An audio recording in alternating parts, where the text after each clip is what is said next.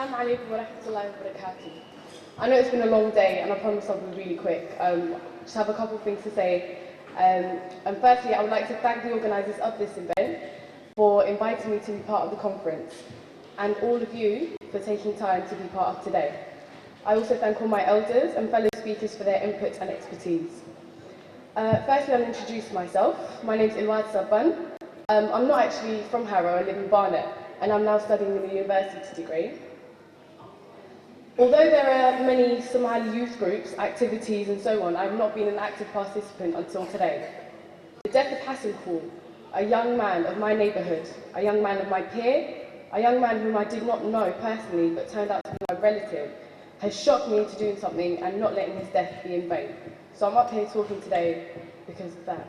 Inna lillahi wa inna ilayhi raji'un. May Allah rest his soul. Ameen. So young Somali people are facing a lot of challenges. There are external challenges. We are a new community, we are a refugee community, we are a black community, we are a Muslim community, and we are a Somali community. Peer pressure is also a very big external challenge. All these adjectives, new, refugee, black, Muslim, Somali, they all come with a stigma.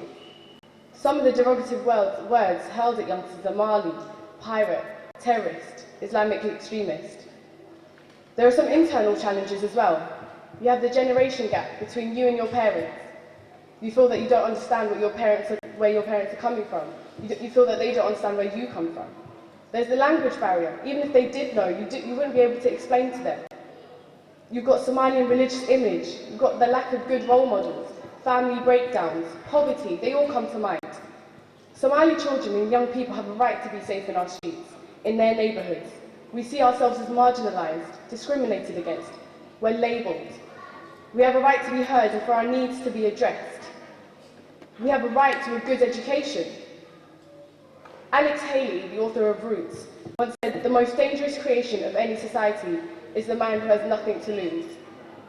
Now our society will create more of these men, and we don't want that. Although we are experiencing the challenges mentioned and more, Somalian people have a responsibility to our host community. This is Britain and we live here.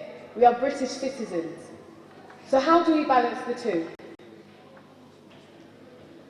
Somalia tosa iskutirsadan had bakina tagdaran tagir waligin.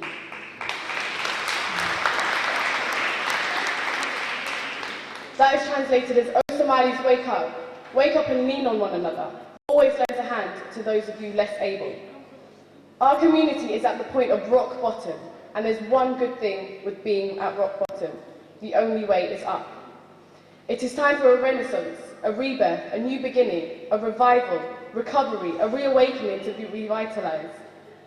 Let us dispel some of the stigmas mentioned by being the best in your studies, excel in your subject, become the best doctor, the engineer, the teacher, anything. Not everyone needs to study the deeper jurisdictions of Islam. We need experts in all fields. Integrate in a positive way and keep your identity and your religion. Just because you integrate, that does not mean you need to be part of what community you're in. It means you can still keep your identity and still benefit from other people's identities. Become an ambassador for your community, knowing how to worship Allah properly. Islam is a religion that focuses on the individual so that society gets better. So being a proper Muslim automatically means you have a better society. We have an opportunity to make a difference. Let's grab it with both hands and present our needs to the decision makers present today. Young minds are being targeted. There are far too many preachers roaming community centres, youth centres and universities who, in my view, propagate agitated and disturbed ideas. They target alive and searching young minds. Why do they attract us? They know our grievances. They know where we come from. They know our language. They think that they know exactly what you're going through. They are in your face and they know the system. I recently heard that some parents actually enlisted a woman to speak to a large number of children of primary school age. Now this woman was chosen because she spoke English, she was a Somali, and she was Muslim. Now those three criteria did not automatically mean she was right to preach to anybody. Was what she was preaching correct? No. I don't think they were appropriate to children even this young. Parents tell their children to study hard, to do well at school, and here was this learned person telling them actually no. Their role was not to study English, maths and science. These subjects will not help them, and so on. So this woman is a perfect example of all the challenges that I've just spoken about. Do the parents know that their children are exposed to contradicting messages? In another scenario, young people turn to their peers for information and guidance.